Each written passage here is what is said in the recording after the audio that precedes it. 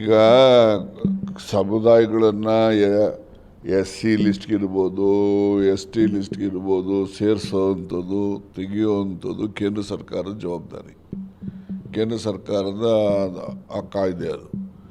ಆದರೆ ರಾಜ್ಯ ಸರ್ಕಾರಗಳು ಕೇಂದ್ರಕ್ಕೆ ಶಿಫಾರಸು ಮಾಡ್ತಕ್ಕಂಥದ್ದಕ್ಕೆ ಅಧಿಕಾರ ರಾಜ್ಯ ಸರ್ಕಾರಗಳಿಗಿರ್ತವೆ. ಅದು ರಾಜ್ಯ ಸರ್ಕಾರಗಳು ಯಾವುದು ಜನಗಳಿಂದ ಏನು ಮನವಿ ಬಂದಿರ್ತದೆ ಆ ಮನವಿಗಳನ್ನು ಪರಿಶೀಲನೆ ಮಾಡಿ ಆ ಪರಿಶೀಲನೆ ಆಧಾರದ ಮೇಲೆ ಕೇಂದ್ರಕ್ಕೆ ಅವರು ಶಿಫಾರಸನ್ನು ಮಾಡ್ತಾರೆ. ಅದು ಇರ್ತಕ್ಕಂಥ ನಿಯಮ ಆ ರೀತಿ ನಡೀತದೆ. ಆದರೆ ಇವತ್ತು ಕುರುಬ ಸಮಾಜ ಎಷ್ಟಿಗೆ ಸೇರಿಸ್ತಾರೆ ಅಂದರೆ ಸೇರಿಸ್ಲಿ ಬಿಡಿ, ಯಾರು ಬೇಡ ಅಂತಾರೆ.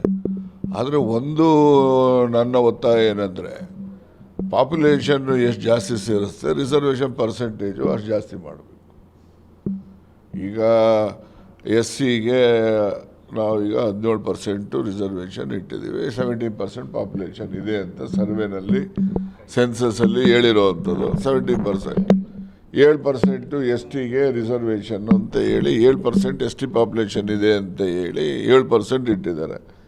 ಇನ್ನು ಯಾವುದೇ ಸಮುದಾಯಗಳನ್ನು ಯಾವುದೇ SCಗಾರು ಸೇರಿಸಲಿ STಗಾರು ಸೇರಿಸಲಿ proportionate to the population reservation ಇರಬೇಕು ಅಷ್ಟೇ ನಾನು ಹೇಳೋದು. ಅದ್ರ ಬಿಟ್ಟು ಬೇರೆ ಏನು ಹೇಳಲಿಕ್ಕಾಗೋದು.